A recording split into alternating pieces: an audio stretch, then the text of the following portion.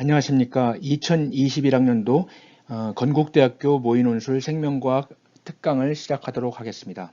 자, 먼저 제시문에 대해서 말씀드리도록 하겠습니다. 제시문은 크게 세 부분으로 나눠 있는데, 가번은 병원체로서 바이러스의 특징, 돌연변이로 인한 예방과 치료의 어려움에 대해서 고교 생명과학 1교과서에 나온 내용을 중심으로 서술되어 있습니다.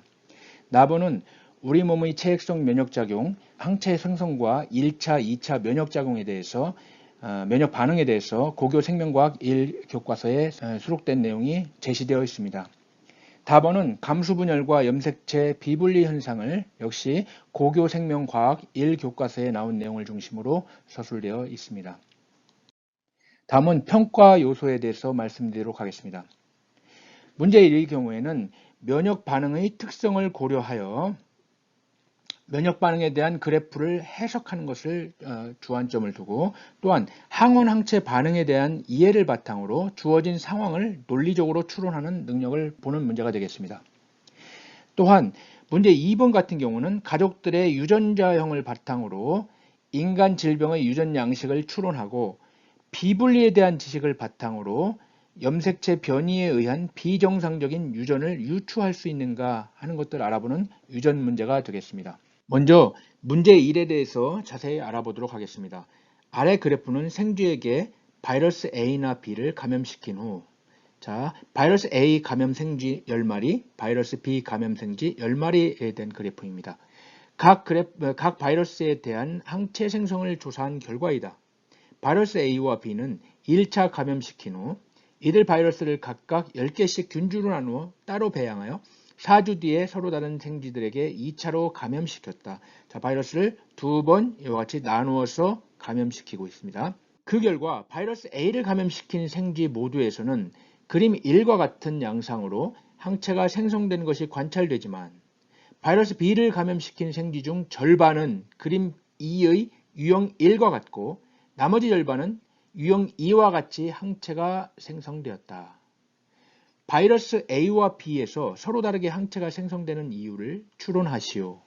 단, 생쥐에 항원이 주입되면 그 항원에 대한 항체와 기억세포는 100% 생긴다고 가정한다.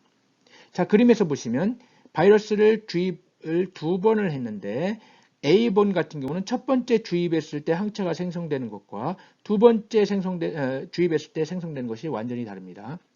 반면에 B 같은 경우에는 절반에서는 첫 번째 생성되는 것과 두 번째 생성되는 것이 완전히 다르고, 유형 2번 같은 경우는 첫 번째와 두 번째가 생성되는 것이 모두 같습니다. 자, 그래서 바이러스 A의 경우에는 일반적으로 체액성 면역 과정에서처럼 최초로 바이러스에 감염되었을 때 쥐 몸에서 1차 면역 반응이 일어났습니다. 이때 1차 면역 반응에서는 항체 생성 속도가 느리고 항체 생성량도 상대적으로 적습니다. 그러나 같은 항원을 가진 바이러스에 두 번째로 감염되었을 경우 많은 양의 항체가 빠른 속도로 만들어지는 2차 면역 반응이 일어났습니다. 그러므로 1차 감염된 바이러스 A와 2차 감염된 바이러스 A가 같은 항원으로 작용하였다. 이 얘기는 무슨 얘기냐면, 바이러스 A는 배양하는 동안 돌연변이가 잘 일어나지 않는다. 그래서 같은 항원으로 작용한다는 점을 알 수가 있는 것입니다. 반면에 바이러스 B 같은 경우는 절반에서는, 즉 50%에서는 2차 반응을 일으켰지만, 유형 1과 같은 경우는 바이러스 A와 같이 똑같은 면역 반응이 일어났습니다. 그러나 절반에서는 2차 면역 반응을 일으키지 못했습니다. 유형 2에서는. 이는 절반에서는 돌연변이가 일어나서 새로운 유형의 바이러스가 생성되었다는 것을 의미합니다. 즉, 바이러스 B는 돌연변이가 매우 잘 일어나는 바이러스라는 것을 알 수가 있는 것입니다. 돌연변이율은 대략 50%가 되겠습니다. 두 번째, 그러면 이 실험 후 7주차에 바이러스 A에 감염되었던 생쥐의 형질세포와 새로 배양된 바이러스 A를 일부 생쥐에 주사하고, 바이러스 B에 감염되었던 유형 1 생쥐의 형질세포와 새로 배양된 바이러스 B를 나머지 생쥐에 주사했을 때 각 형질세포는 바이러스 치료 효과에 차별성이 있을지 혹은 모두 치료 효과를 보일지에 대해서 추론하여 설명하시오.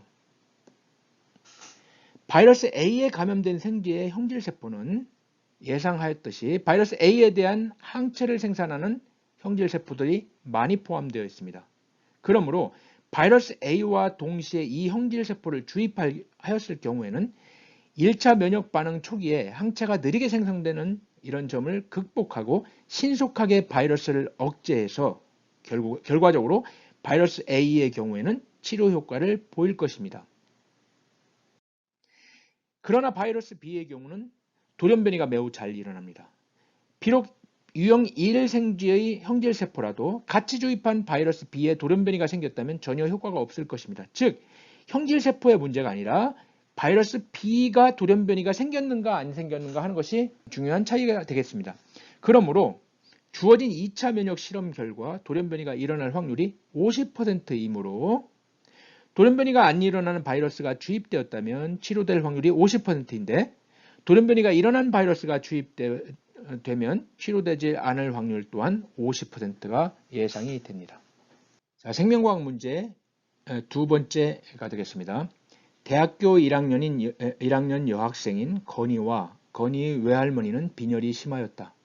나머지 가족들은 모두 빈혈에 관해 정상이지만 가족 전체가 가족성 빈혈 관련 유전자 검사를 하여 아래 표 1과 같은 결과를 얻었다. 자, 표를 어떻게 해석하냐면 표 1은 유전자 검사 결과에 따른 염기서열의 일부입니다. 염기서열이라는 것은 DNA의 구조를 얘기하는 거죠. 자, 퍼센트는 여기서 개인별로 자신이 가진 유전자 중에서 각 대립 유전자의 상대량을 의미하는 것입니다.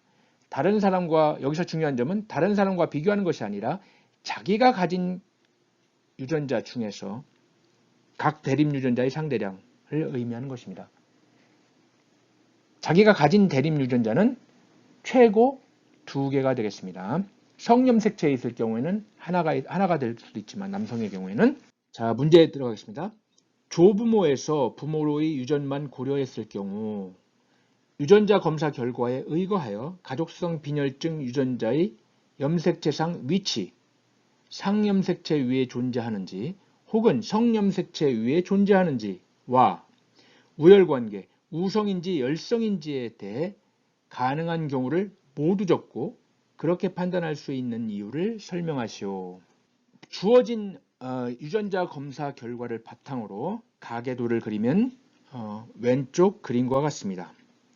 여기 건희가 제일 아래에 있고요. 그 다음에 건희의 아버지와 어머니, 그 다음에 할머니, 할아버지, 외할머니, 외할아버지 이렇게 서술을 할 수가 있겠습니다. 그리고 그 아래는 사람마다 각각 유전자형이 지금 작성이 되어 있고 그 다음에 이와 같이 채워진 도형 같은 경우에는 빈혈을 나타내는 것입니다. 그리고 이 절반만 채워진 도형 같은 경우는 이형접합자형을 나타내는 것이 되겠습니다.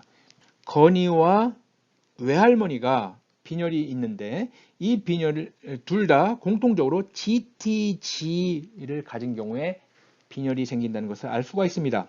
그리고 반면에 GAG를 갖고 있는 사람 같은 경우에는 정상형입니다. 그러므로 GAG는 정상 대립 유전자인 반면에 GTG는 빈혈 대립 유전자라는 것을 이 가계도를 통해서 알 수가 있습니다. 또한 이 가계도에서 할머니와 엄마의 경우에는 빈혈 대립 유전자 GTG를 하나씩 가지지만 빈혈이 아닌 것으로 보아서 이 유전자는 즉 빈혈 대립 유전자는 열성 유전자라는 것을 알 수가 있습니다. 다음으로 이들 대립 유전자가 성염색체, X염색체에 있다고 가정해 봅시다.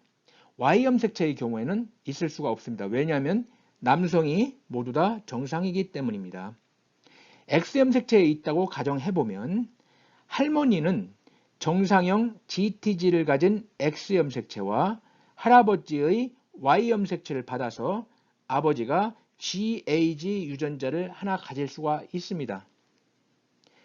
또한 엄마의 경우에는 외할머니로부터 GTG를 하나를 받고 그 다음에 외할아버지로부터 GAG를 갖고 있는 X염색체를 받아서 GAG, GTG 이런 이형접합형 유전자형을 가질 수가 있습니다.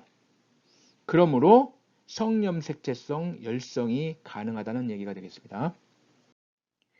한편에 상염색체성이라고 가정을 하면 먼저 아빠의 경우에는 할아버지, 할머니로부터 각각 GAG와 GAG를 받아서 모두 다 GAG를 받은 경우가 되겠고요. 동형접합자인 경우죠. 엄마의 경우에는 외할머니로부터 GTG를 하나 받고 외할아버지로부터 GAG를 받아서 GAG, GTG 이형접합자형인 경우가 되겠습니다. 그러므로 이것도 모두 다 적합하게 설명이 되므로 상염색체성도 가능하게 됩니다. 그러므로 정답은 성염색체성 열성 혹은 상염색체성 열성 모두 가능하다가 되겠습니다.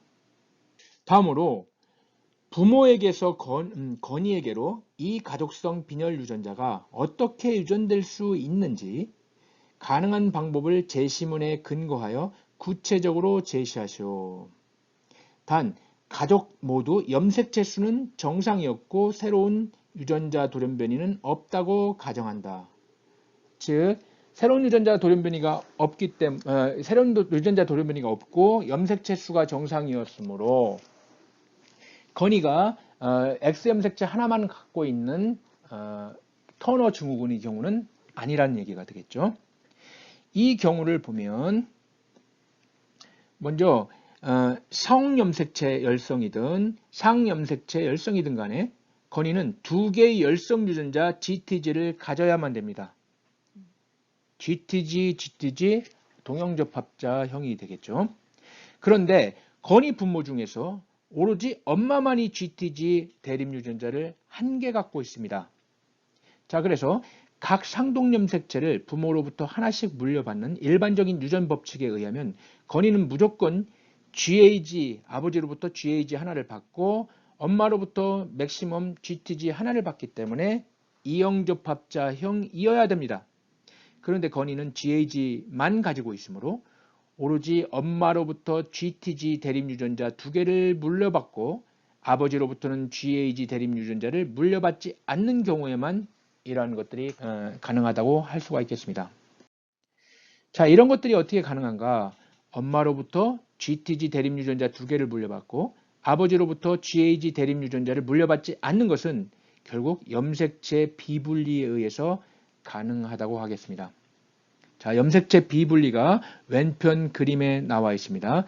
먼저 감수 1분열과 감수 2분열 모두에서 비분리가 일어날 수가 있는데 왼편 그림은 감수 1분열에서 염색체 비분리가 일어난 경우인데 이 경우에는 염색체 수가 n 플러스 1, n 플러스 1, n-1, n-1 이렇게 생겨날 수 있고 오른편의 그림에는 감수 2분열에서만 비분리가 일어난 경우인데 이 경우에는 정상인 그 염색체 수를 갖는 생식세포가 반이고 절반이 n-1, n 플러스 1의 경우가 되겠습니다. 그런데 여기서 감수 1분열과 2분열에서 n 플러스 1에서는 조금 차이가 있을 수가 있습니다. 감수 1분열에서 일어났을 때는 감수 1분열에서 일어났을 경우에는 보시는 바와 같이 생식세포가 n 플러스 1이라 하더라도 상동염색체가 같이 분리가 안 됐기 때문에 상동염색체를 한 쌍을 갖게 됩니다. 염색체가. 그렇지만 감수 2분열에서 염색체 비분리가 일어난 경우에는 상동염색체가 아니라 염색분체에서 분리가 안 일어났으므로 같은 염색체를 두 개를 갖게 됩니다. 같은 n 플러스 1, 숫자는 n 플러스 1로 같지만 염색체의 종류가 이와 같이 다르다는 것을 여러분은 유의해서 볼 필요가 있겠습니다. 그래서 엄마로부터 두 개를 받아야 되기 때문에 그리고 그 두 개는 서로 같은 GTG형을 받아야 되기 때문에 감수 2분열에서 비분리가 일어난 GTG 대립 유전자를 가진 염색체 두 개를 갖는 엄마의 난자 n 플러스 1과 아버지의 경우에는 n-1이기 때문에 이것은 감수 1분열 혹은 2분열 모두 가능하죠. 이때 비분리가 일어나 GAG 유전자를 포함한 염색체를 갖지 않는 아빠의 정자 n-1이 결합된 그 결과로 태어난 것이 건이가 되겠습니다. 이러한 결과로서 건이는 엄마로부터 2개를 받고 아빠로부터는 크로모즘을 받지 않는 염색체를 받지 않는 그러한 변이가 일어났다고 판단할 수가 있겠습니다. 자, 여러분 이상으로 2021학년도 건국대학교 모의논술 생명과학 해설을 마치겠습니다. 수고하셨습니다.